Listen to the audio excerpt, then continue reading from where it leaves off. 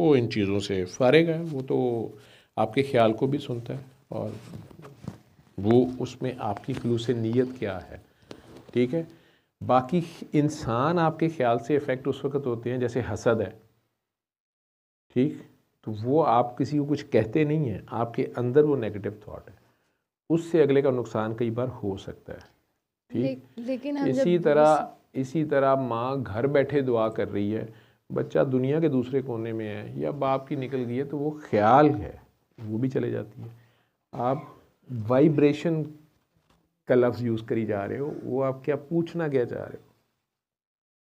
Impact he पूछना चाह रही हूँ कि इम्पैक्ट अगर इम्पैक्ट, पूछना चाह रहे क्योंकि हम लोग अगर गुस्सा अंदर रखते रहते हैं तो उसका बहुत ज़्यादा बड़ा इम्पैक्ट होता है। हो, वो आपके अपने ऊपर भी उसका नुकसान होता है, दूसरे को भी हो सकता है जी।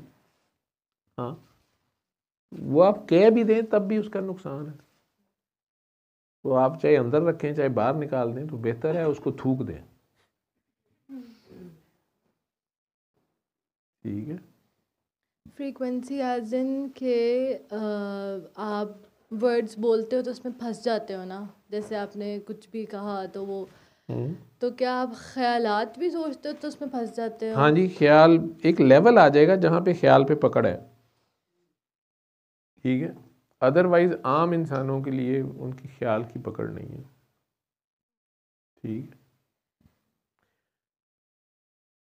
अदरवाइज आप देख लो ना कि हसद ख्याल में है, नज़र ख्याल में ही है, और इवन प्यार की भी लग जाती है कई बार किसी को।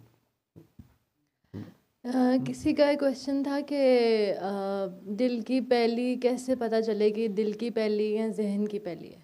जो फौरन पहला ख्याल आएगा वो दिल का होता है।